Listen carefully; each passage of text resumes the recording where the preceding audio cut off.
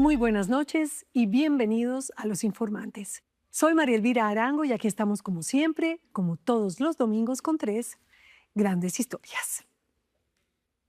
A Augusto Rodríguez no se le ha escuchado mucho la voz, escaso ante las cámaras y los micrófonos, pero su nombre retumba en el círculo íntimo del presidente y sabe de eso que llaman secretos de Estado. Le cuida literalmente la espalda al presidente de día y de noche porque es el director nacional de protección y amigo personal de Petro. Por pitufo y otros líos, por fin se despachó. Aunque no se puede decir que es un problema generalizado, los ataques de perros se están haciendo cada vez más frecuentes. Solo en el 2024 en Bogotá hubo 1.100 casos y en el 2025 Greybert Eduardo Berríos perdió sus orejas y sus brazos después de sufrir un ataque por una manada de 9 perros cuando regresaba a su casa después de misa. Lo cierto es que solo uno es demasiado. Si le hablo de violines fabricados con la técnica de la escuela de lutería más prestigiosa del mundo, seguramente pensará en instrumentos hechos en Europa. Pero ¿qué tal si le digo que esos violines, con tradición milenaria, ahora también son construidos en Ibagué, con talento 100% colombiano? Una sinfonía compuesta en Italia, pero que hoy se toca en la capital musical de Colombia.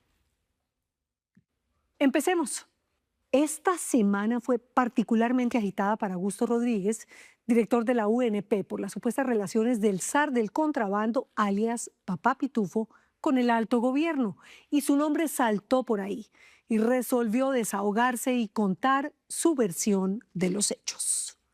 La nena Arrázola se metió en su oficina, en donde habló hasta del crimen de Miguel Uribe y otros asuntos muy difíciles de explicar. Yo le dije a la persona, a la fuente, le dije, dígale al señor Pitufo que el doctor Petro no tiene conocimiento de que haya entrado esa plata de manera legal u oficial a la campaña. Y si alguien está metiendo esa plata, lo va a robar.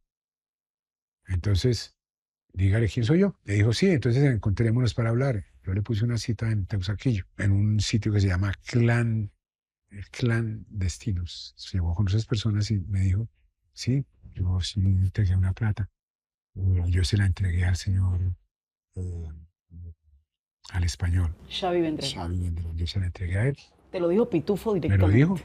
me dijo ya directamente. Tenía que decirlo y sí, dice que se reunió con Pitufo porque tal vez necesita quitarse de encima los señalamientos que lo han atormentado en estos días. A este hombre, Augusto Rodríguez Ballestero, el director de la Unidad Nacional de Protección, la UNP, por su aparente cercanía con Diego Marín Buitrago, el renombrado Papá Pitufo. Yo venía haciendo un seguimiento de intentos de esta mafia, del contrabando, de meterse a la campaña. Esta mafia ya iba tomando forma y nombre en ese 2022, porque ya se hablaba de que un tal Diego Marín, que le decían Papá Pitufo, era muy amigo de policías, de políticos y de abogados y que les repartía plata, que era una especie de amo, que se creía propietario de las aduanas, fronteras y puertos. Por eso, fue asunto de primer orden para Augusto Rodríguez buscar una cita con ese Pitufo. Y se hizo en pleno apogeo de la campaña presidencial en ese 2022, en una galería de arte en Bogotá, en el barrio Teusaquillo, y quería verificar si efectivamente la plata de Pitufo había ingresado a la campaña. Y sí, ya había entrado. Fui a buscar al Senado. En ese momento no era tan fácil llegarle a él, ¿sí? Porque, pues, aparte digamos, de Benedetti estaba la señora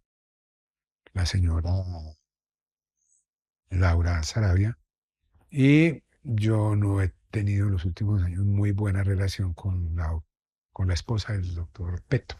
Y así lo hizo. Y logró saltar esas barreras que para él significaban Laura Sarabia, Verónica Alcocer y el propio Armando Benedetti, y enterar a Petro de que ya la plata de Pitufo había sido recibida por Xavier Vendrell, este catalán que rondaba alrededor y en el medio mismo de la agenda de campaña, junto a otros extranjeros que se fueron agrupando en posiciones claves para influir en la estrategia electoral. Y fue cuando el propio Gustavo Petro le reconoció que en una ocasión lo invitaron a una reunión con Pitufo y efectivamente estuvo allí. Le dijeron que era un empresario de los San Andresitos y hasta allí, aparentemente, quedó la cosa. Entonces, por primera vez yo le llevé, pues, mire, yo lo conocí y me dice, tengo la impresión de que a mí me reunieron con este tipo. Estos no son los comerciantes de San Andresito. Le dije, pues tiene que ver. Entonces yo le dije, esta es la situación, yo vengo trabajando esto. Entonces le dije, yo pienso que usted debe darle la orden a su asesor, al señor Vendrell, que Rodríguez, quien lleva más de la mitad de su vida al lado de Gustavo Petro y quien siempre, inclusive cuando fue senador, se encargaba de su protección y de parte de su agenda, entendía que se podía venir una avalancha, un escándalo al que era necesario ponerle punto final. Eso creía él. dele la orden de que devuelva esa plata. Y yo, no, ya mismo lo hago, ya mismo le digo que hable con usted para que usted verifique y establezca que la va a devolver. Vendrell me buscó al momento y me dijo, mire, es que aquí Gustavo me está pidiendo que me reúna con usted para un tema delicado. Que es muy delicado. Lo era y lo sigue siendo. Pitufo, sus compinchas y su plata han girado en torno a la Casa de Nariño y al gobierno desde antes de ser elegido Gustavo Petro. Y como este señor, que tiene 71 años, es ingeniero que fue guerrillero del M-19, que tuvo el año pasado una cirugía de corazón abierto, sabía que la plata que recibió Vendrell iba a poner en entredicho al gobierno y no tuvo contemplaciones verbales con el catalán. Estos son bandidos. No, en mi país eso de recibir dineros de empresarios no es ningún delito, no sé qué.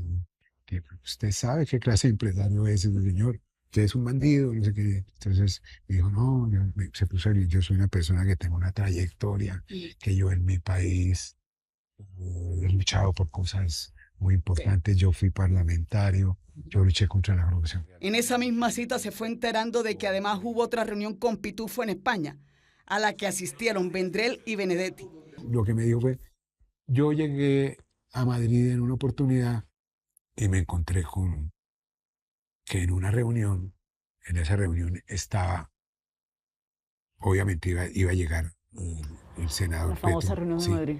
pero en esa reunión estaba Benedetti y estaba el señor ese, y ahí fue que ellos me lo presentaron.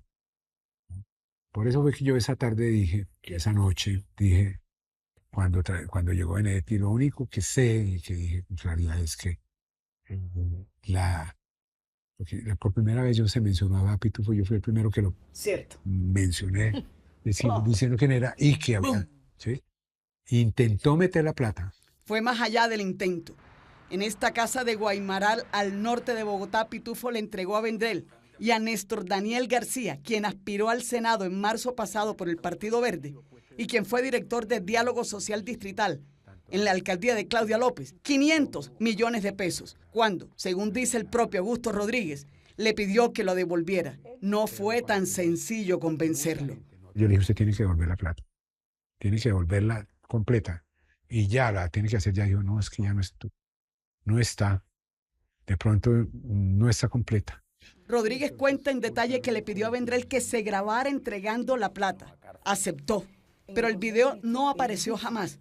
La excusa que le dieron fue que Ramón de Besa, otro catalán injertado en la campaña, había hecho la grabación, pero exigió plata para entregarla. Entonces yo lo llamé a tal Ramón, yo lo conocía.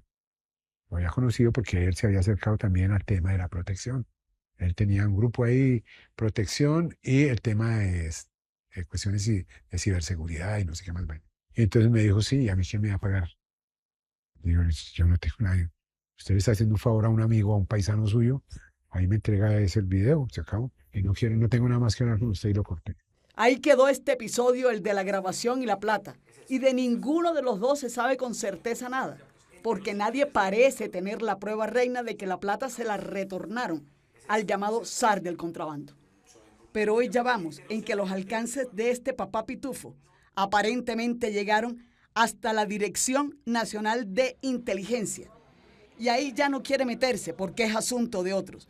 Por ahora está aquí, al frente de la UNP, que tiene un presupuesto de 2.5 billones de pesos, 14.000 hombres y mujeres que cuidan al presidente, a ministros, periodistas, candidatos presidenciales y líderes sociales. O sea, tú lo que diriges es un dolor de cabeza, más o menos. Sí. protegidos que se prestan para situaciones complejas. Por ejemplo. Por ejemplo, para que sus vehículos transporten armas, para que sus vehículos transporten munición. Y ese dolor de cabeza se convierte en migraña cuando empieza a mostrar las cifras de los carros que se roban los delincuentes. ¿Para qué los usan? Lo que meten adentro y que jamás vuelven a aparecer. Pero los escoltas te dicen a ti. Algunos dicen, por favor, cámbienme de esquema, yo me quiero ir de acá, pero no es mi nombre. El mes pasado viajé al departamento de Cauca y me encontré con una serie de escoltas que se reúnen conmigo a decirme, nuestros protegidos están con estos grupos y nos ponen a cargar oro y otras cosas que no nos dejan ver. Ahora le toca lidiar con esto, con protegidos, como llaman ellos a quienes cuidan y que en ocasiones agreden a los escoltas. Despacha desde aquí, desde este edificio de 4 pisos que queda en Puente Aranda, al occidente de Bogotá, y que es algo así como la sede del sistema nervioso central, donde en audio y en video quedan registradas las ansiedades y los peligros de todos los amenazados en Colombia, que ya son demasiados. De hecho, fuimos más allá y probamos desde uno de nuestros teléfonos cómo funciona. Perfecto, en este momento tenemos cámara y ubicación en tiempo real. La violencia va arrasando y él lo sabe, lo siente a diario. La criminalidad parece que estuviera sin control y por eso mismo las armas y los blindados han aumentado. Con dolor tengo que decir que en mi país la entidad es tan avanzada, tan grande, tan moderna, porque hay mucha violencia, porque hay mucha agresión contra las personas. La codicia, el quererse enriquecer, las economías ilegales, estos grupos han venido engañando al país. Y el presidente le ha tocado finalmente decir mano dura, ha tenido que ordenar bombardeos, cosa que no estaba en su... Él pensó que estos grupos tenían un poquito de cordura, y no. Pero es un país donde somos libres. Ciertamente no, es todo lo contrario. Ha sido uno de sus peores momentos. ¿Por qué planteé debilidad de esquema? Porque el esquema había sido partido en dos. ¿Por qué? Por un mal hábito y el mal entendimiento que él hizo del esquema que se le entregó. Él tenía un esquema que era para el común de los congresistas, estaba por encima del promedio. Cuando empezamos, él no tenía sino un solo escolta de la UNP. Yo le puse 2 más. Y ese día debía tener más, pero estaban en otras diligencias con el papá de Miguel y con su esposa, según cuenta Augusto Rodríguez. Él desde temprano había dado órdenes para recoger a su papá en la casa y llevarlo a un club de la ciudad de Bogotá. Y él se iba para otro club, el senador, en el otro carro. Y estuvo toda la mañana y luego hizo otra vuelta, pasó por la casa y luego salió muy raudo para cumplir con la tarea de volanteo, que era lo que iba a ser una cosa, digamos, aparentemente sencilla. El esquema ese día, evidentemente, estaba más frágil. Y ya era la costumbre, un carro se quedaba con la doctora María Claudia. Sí. Lo tengo escrito por parte de los escoltas en las declaraciones que le dieron a la investigación que hizo la UNP. 2 estaban con ella o con el resto de la familia y los otros 2 estaban con el doctor. Sí. Por eso es que yo dije que el esquema no era débil, estaba debilitado. Tan debilitado que a Miguel Uribe lo mataron muy fácil. También es cierto que cogieron al supuesto criminal, pero ya el daño estaba hecho. Los abogados de la familia de Miguel Uribe Turbay han dicho hasta el cansancio que pidieron refuerzo. Rodríguez dice que no y que solo pidió un soporte adicional cuando viajara fuera de Bogotá. Si hubieran llegado acá, pues yo sencillamente lo que había hecho era remitirlos a la policía. A la policía que sí, era la que tenía. Mire, aquí hay una solicitud de reforzamiento, estudien el reforzamiento y determinen qué hay que hacer. Pero no, aquí no llegó ninguna solicitud, llegaron solicitudes de apoyo para llegar a algunas ciudades. Se desmarca de cualquier suspicacia que le endilguen a la UNP por el crimen del senador. Pero eso solo lo dirá la investigación que parece llegar hasta la segunda Marquetalia de la FARC. Y de allí para adelante, no es que se sepa mucho más. Es un tipo más bien sosegado, tranquilo. Habla a veces muy despacio y camina a su ritmo. Tiene que cuidar su corazón, que hace poco fue intervenido. Por estos días ha estado alterado, toma agua. Siempre está rodeado de su esquema de seguridad.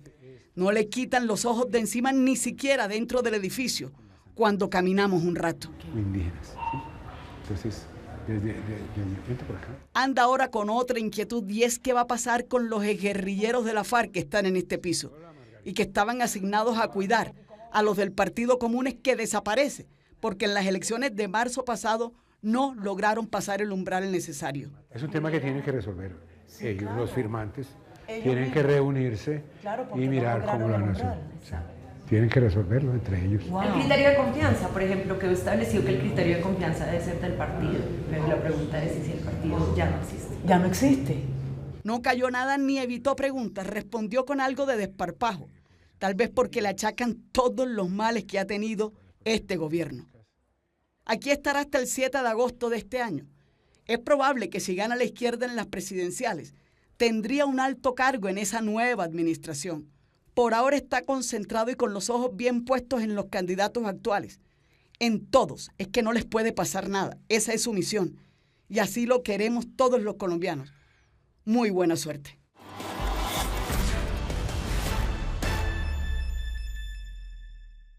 El impacto que causaron las grabaciones de Pitufo fue directo al corazón de Rodríguez, que ha estado indispuesto y bajo de nota, tanto que tuvo que ir al médico. Es que hay razones para estar preocupado.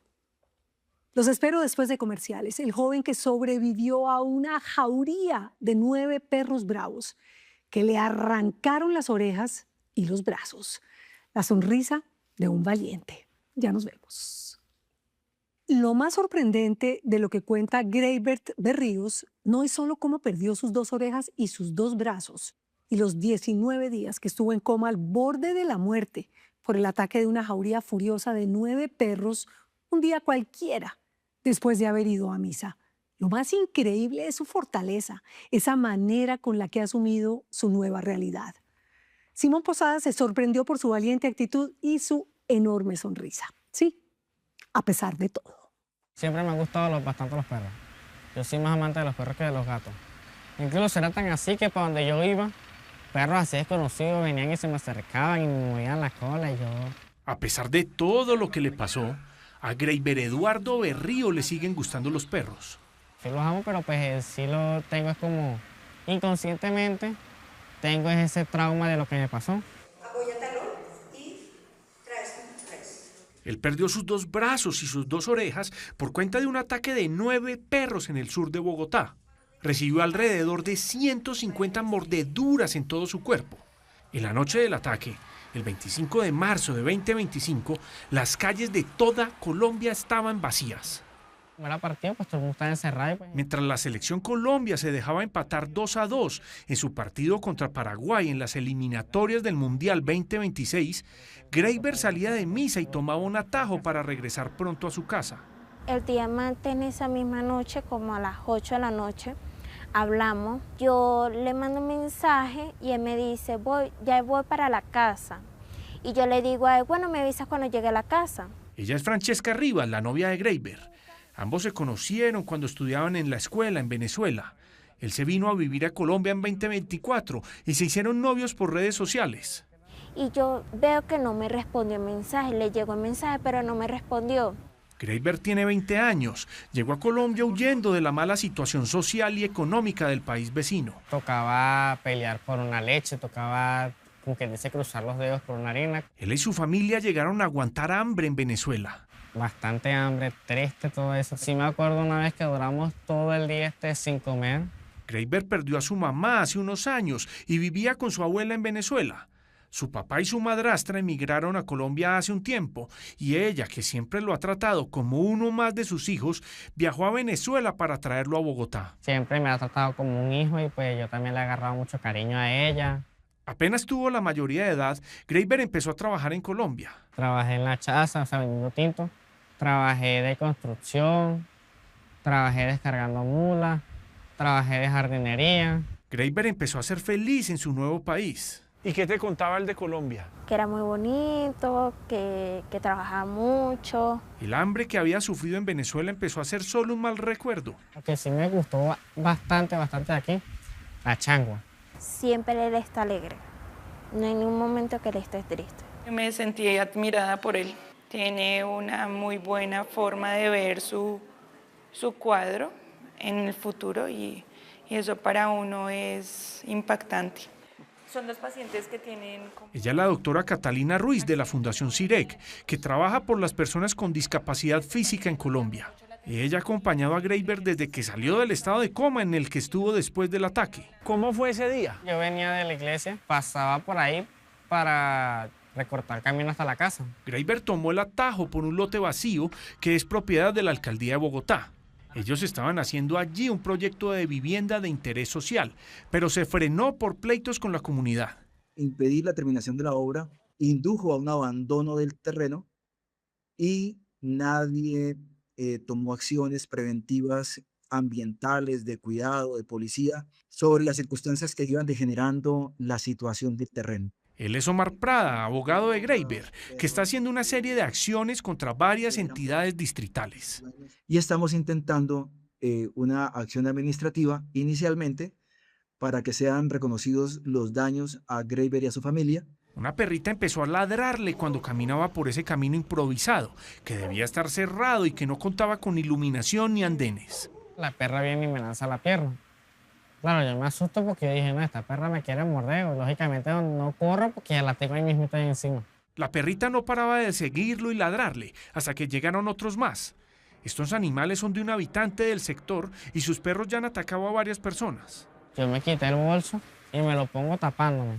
Cuando menos di cuenta así que me veo que los otros perros vienen, otros 8 perros, unos de un lado y otros de otro.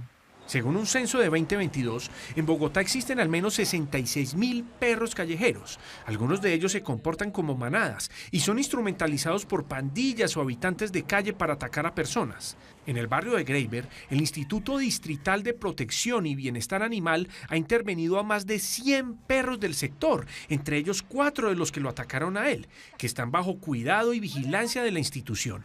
Por eso se me puso a 1000 y yo desde ahí comencé a pegar gritos.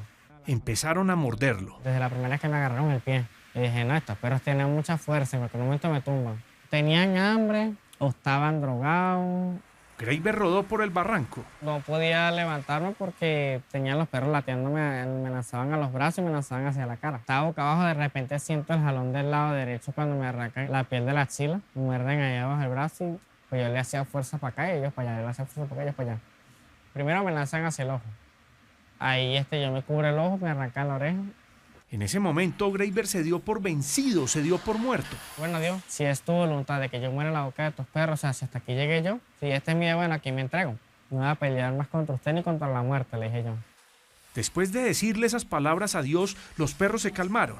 En eso llegan los policías, me atienden y me llevan al hospital, ahí yo quedé ya inconsciente en el hospital. Graeber estuvo 19 días en coma. Yo me desperté porque pensé que me había quedado dormido para ir al trabajo.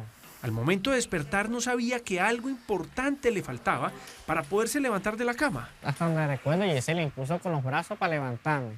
Cuando los médicos le dieron la noticia definitiva, su respuesta les causó sorpresa. Le dije, ay, no tengo brazos. Bueno, ¿qué más se puede hacer? Le dije yo, lo importante es que estoy vivo, gracias a Dios. Y pues ellos como que se me asustaron por mi reacción y yo normal. Me vino a pegar la vaina en los brazos y ya fue después del tiempo. Francesca recuerda con emoción la primera vez que lo vio después del coma. Y yo me está llamando y entonces papá me dice, abre pantalla. Y yo, ajá, pero ¿qué pasó? Le digo yo. Y él me dice, abre pantalla. Y yo abrí pantalla en la videollamada y estaba él. Al poco tiempo, ella decidió irse a vivir a Bogotá para estar con él. El primer momento sentí emoción porque ya yo decía, por lo menos está vivo. Yo le digo, por lo menos está sonriente. Feliz porque la tenía aquí a mi lado después de tanto tiempo sin verla. Francesca se ha convertido en su sombra, lo acompaña a todas las terapias, a todos lados donde él vaya. ¿Cómo te ves tú en 20 años? Casada con él, con familia, con negocios. Perder los brazos y las orejas implica una recuperación que va más allá de los miembros.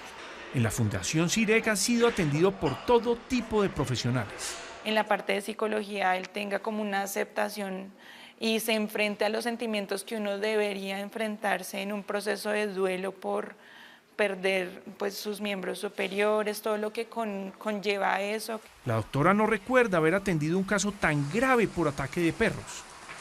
Hace cerca de un mes nos vimos por última vez para conocer su prótesis. Entonces hoy sí nos podemos dar la mano, ¿qué? Sí, claro. Uy, juepucha, qué emoción, hermano. En un principio, algunos de los perros que atacaron a Graeber fueron capturados por las autoridades distritales para evaluarlos. Sin embargo, a pesar de la gravedad del ataque, algunos de los perros que lo mordieron siguen en la zona. ¿Tú sigues viviendo en el barrio donde te atacaron? Sí. ¿Y ves a los perros cada tanto? Cada cierto tiempo sí los veo. No me atrevo como a pasarles por un lado como tal, prefiero regresarme por de donde vengo. Graeber también ve cada tanto al dueño de los perros. El chamo, a pesar de que vio que estábamos esperando que él se fuera para pasar, se vino por el mismo lado donde estábamos nosotros. ¿Hace cuánto fue esto? Como 3 semanas. De hecho, su relación con los perros ha cambiado. En su casa vive con Kira, una perrita a la que no le tenía miedo hace 6 meses, cuando charlamos por primera vez. Cuando salí del hospital, ella fue la única que no le tuve miedo de un principio. Porque es que yo le hago cosquillas como aquí en el abdomen, y eso le da cosquilla y comienza a mover la pata. Pero hoy en día, Kira debe dormir fuera de la casa en un patio. Me comenzó a dar miedo a veces en la madrugada de que no me fuera a reconocer, en plena madrugada yo me fuera a echar encima. Nunca me gruñó ni nada, pero pues el miedo psicológico que tengo. De hecho, hace poco tuvo un examen psicológico en medicina legal que no salió para nada bien. Me detectaron cosas que ni yo sabía, me detectaron síntomas de depresión, de ansiedad y cosas así.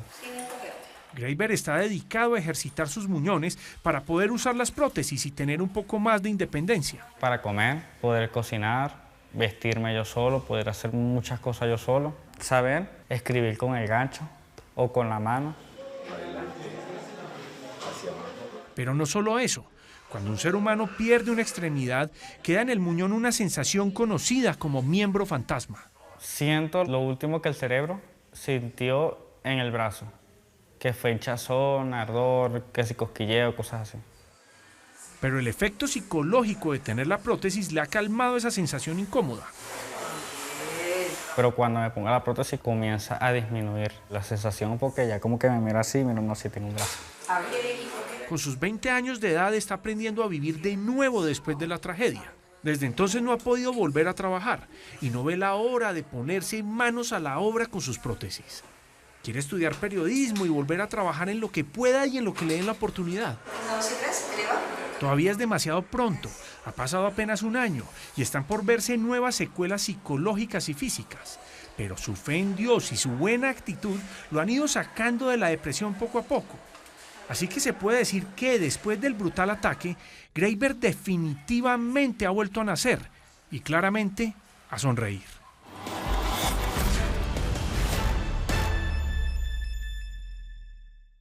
Si quiere ayudarle a Graeber con donaciones para sus prótesis, pueden entrar a la fundacioncidec.org/Graeber, o si alguien quiere darle trabajo, escríbanos a losinformantes@caracoltv.com.co y los pondremos en contacto.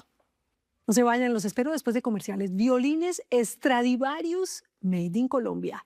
Eso sí es madera fina. Ya nos vemos, los espero. En muchos rincones de Colombia el ruido no solo supera los niveles permitidos, sino que es ensordecedor y se hace a veces insufrible. Pero en medio de ese caos existe un oasis donde el ambiente evoca a los grandes maestros de la música clásica y donde además se fabrican instrumentos con la técnica de uno de los luthieres más grandes de todos los tiempos. Diego Rubio visitó el Conservatorio del Tolima y se coló en el taller en donde hacen violines Stradivarius, pero a la colombiana.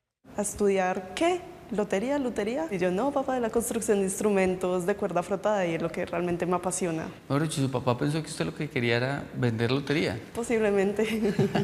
Poner en el diccionario nuestro colombiano la palabra lutería no ha sido fácil. ¿Usted se graduó en qué? ¿En lotería? No, Lotería. en lutería. Perdón, No, acá no le vamos a hablar de un juego, y mucho menos de un juego de azar.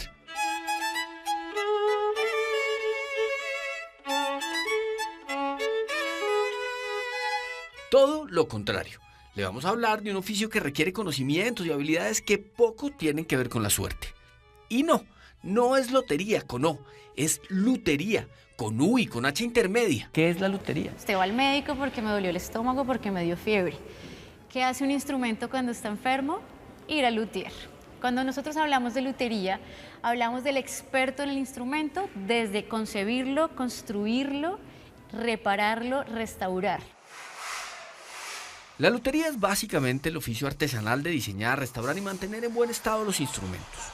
Un trabajo artesanal, para muchos un arte, que se remonta hasta hace más de 500 años al norte de Italia, donde viejos carpinteros empezaron a dejar de lado los muebles y se dedicaron a perfeccionar la técnica para diseñar, cortar, pulir instrumentos de cuerda. En Italia hay un pequeño pueblo que se llama Cremona. Es el lugar pues, donde nace el instrumento como lo conocemos y donde viene ese árbol genealógico de generación tras generación como se ha transmitido esa misma forma de construir el instrumento. Un solo corte mal hecho puede dañar todo lo que ya está construido. 1 milímetro para nosotros es un universo entero. Para mí, construir un instrumento de la forma como la hacemos nosotros es construir una historia que va a durar 100, 200 años. Así. Pero un segundo, para mayor claridad, devolvámonos en el tiempo y hagamos un paréntesis histórico. Porque para entender de qué va esta historia hay que viajar hasta el siglo XVIII. A Cremona, claro, al taller de un hombre que, según dice la leyenda, dedicó su vida a perfeccionar cada detalle del violín hasta que sonara tan puro que pudiera conmover a cualquiera. De pronto su nombre le suena.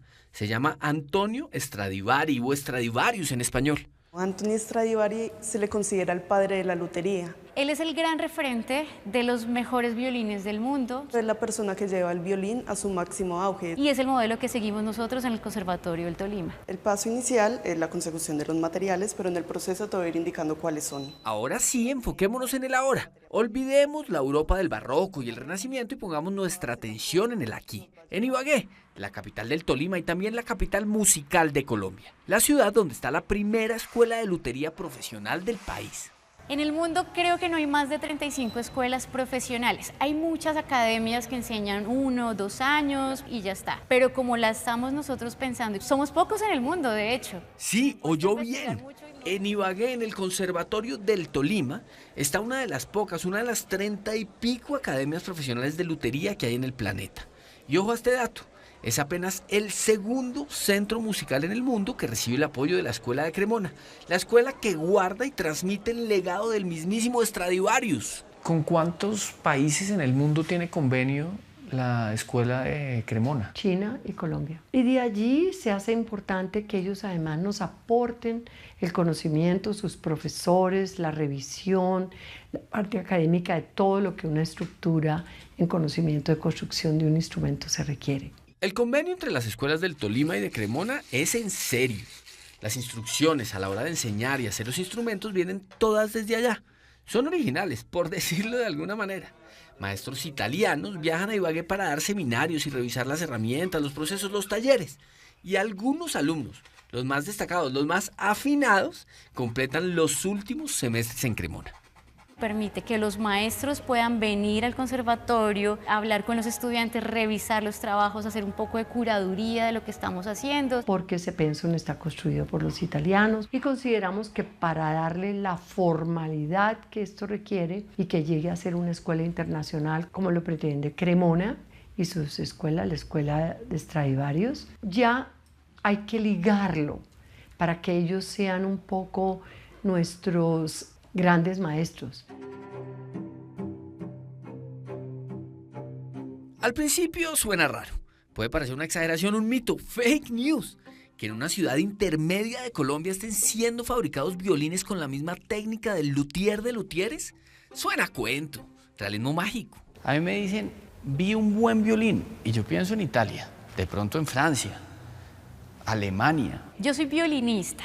Y yo creí que estos instrumentos no iban a alcanzar a tener un nivel profesional que de verdad se me ponen los pelos de gallina cuando yo escucho el primer sonido del instrumento. Suenan bien. Suena impresionante. Yo no lo puedo creer cómo tan rápido logran que esa técnica que se está apropiando desde los italianos logre ya ponerse en manos colombianas. Es muy importante entender que el sonido de los instrumentos colombianos que se hagan van a tener el sonido propio de nuestra tierra. Y para ver con nuestros propios ojos el milagro de la lutería italiana, pero made in Colombia, empacamos maletas y arrancamos para el Conservatorio del Tolima, una escuela de música respetada y legendaria que está cumpliendo 120 años.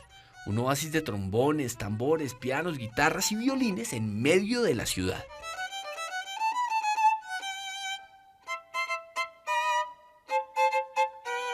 El taller de lutería está al fondo a la derecha. Entrar es como estar en una película de época.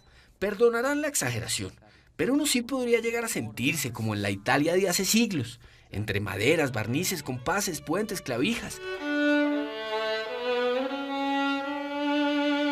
Este sí sería un 10. Este para mí es un 10, es uno de mis favoritos. Vamos a inspirarnos en uno de los instrumentos que ya han construido grandes luthiers en la antigüedad, que tienen más de 500 años. El paso inicial es inspirarnos y extraer una plantilla. Aquí nos dicen los carpinteros, pero no solo venimos a quitar madera, sino que tenemos que tener un porqué, un sentido. Pero antes de continuar, déjenos presentarles a las 3 protagonistas de esta historia. La primera es Alejandra Velandia, estudiante de lutería del Conservatorio del Tolima, bogotana, 22 años, violinista desde el colegio. Sabe italiano, no solo porque es materia obligatoria, sino porque aspira a terminar su carrera en Cremona. Llegó a la lutería por una casualidad que ya le contaremos. Ha fabricado 2 violines con la técnica Stradivarius y según nos cuentan algunos expertos, suenan bastante bien. Cada violín es único porque pese a que tú cortes un pedazo de madera de un mismo árbol, va a tener cualidades diferentes. El sentimiento que tenga el luthier mientras construye el instrumento va a verse reflejado en el sonido del instrumento. Sí, cada instrumento tiene un alma.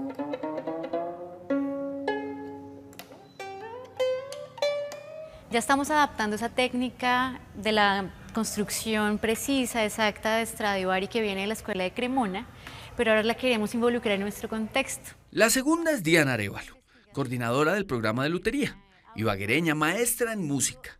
También estudia italiano, pues es el idioma de las lecturas que llegan desde Cremona. Conoció la lutería hace 12 años, cuando entró a trabajar con la tercera protagonista, a quien ya le presentaremos, en un programa de reparación de instrumentos en lugares del país donde abundan los fusiles, no los violines. Es una sensación mágica, es ver trozos de madera en blanco, con figuras, con olores, y para mí encontrar el violín en esa forma fue pues una fantasía. La tercera es Julia Salvi, y habrá quien diga que Julia Salvi no necesita presentación. Es la directora de la fundación que lleva su apellido, fundadora del Festival de Música de Cartagena, gestora cultural, gestora musical, señora amable, sonriente, que inició el camino que nos tiene hablando de lutería en Ibagué.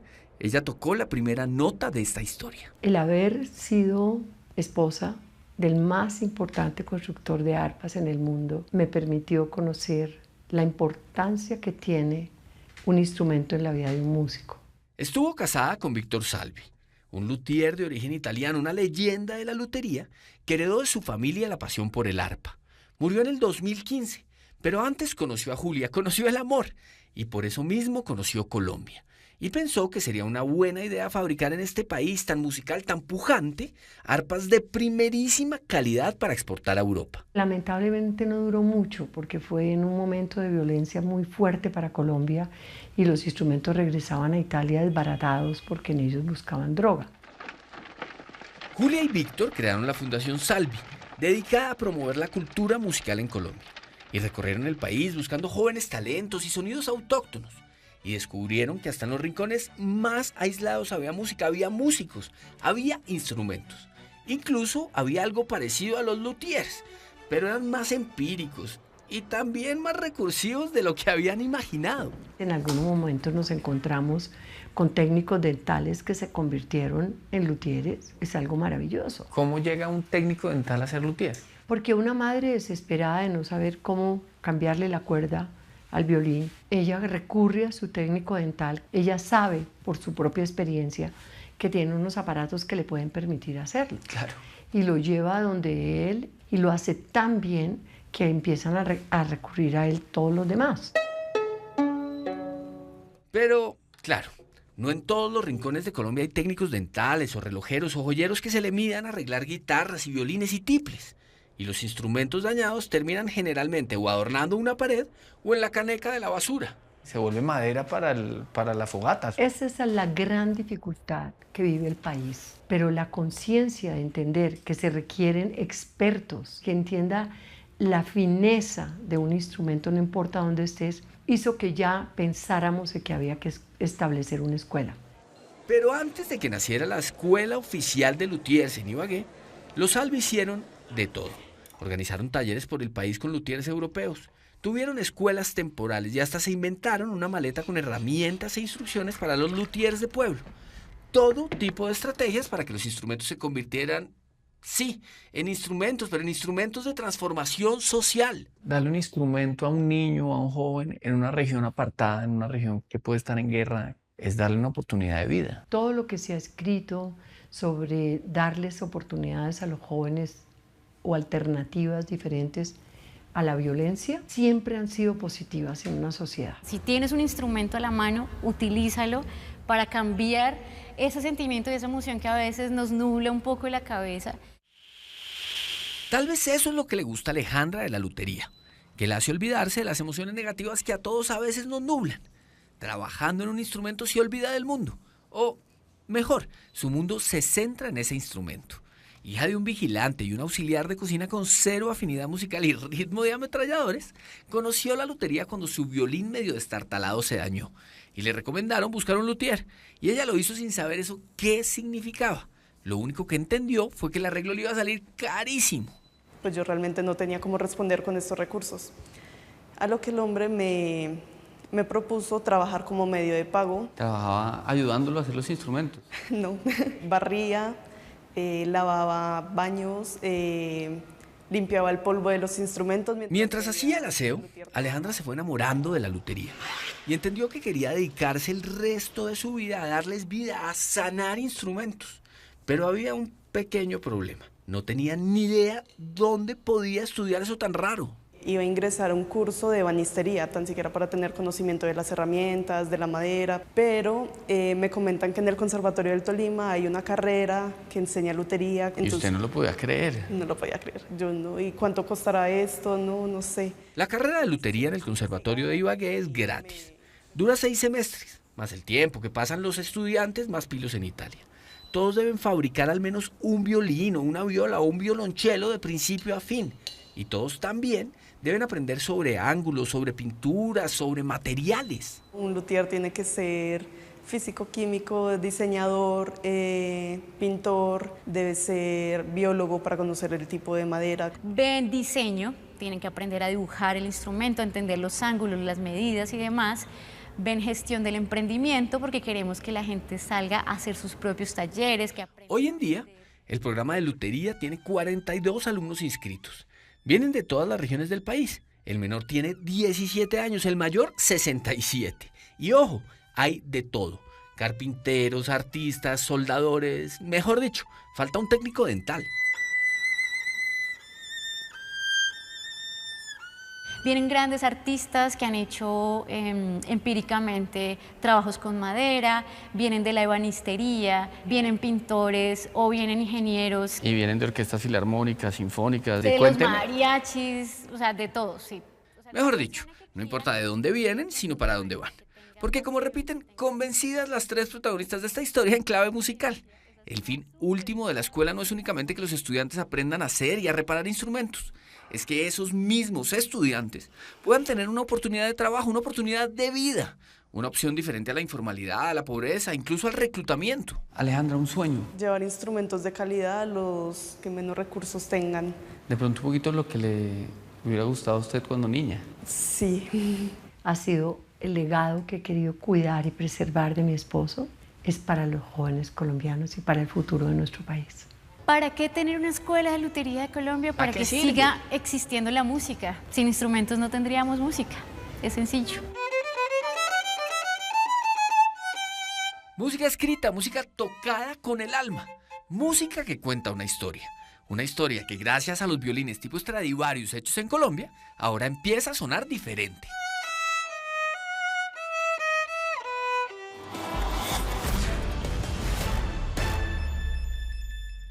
La Escuela de Cremona tiene la lupa puesta sobre el programa de lutería del Conservatorio del Tolima. ¡Ojo! porque si no se cumplen con todos los estándares de calidad, que son altísimos, hasta ahí llega el convenio. Así que apretar las clavijas necesarias y a no bajar la guardia. Si quieren volver a ver alguna de nuestras historias, síganos en Facebook, en nuestro canal de YouTube y ahora también las pueden ver en Ditu. Descargue la aplicación y repítalas cuando quiera. A continuación, esperen Séptimo Día. Compartir un nombre similar con otra persona puede convertirse en una pesadilla. Errores en investigaciones habrían llevado a personas inocentes a ser señaladas e incluso privadas de su libertad. No se lo pierdan. Nosotros nos vemos como siempre. Los espero el próximo domingo con otras 3 grandes historias. Buenas noches. Que descansen.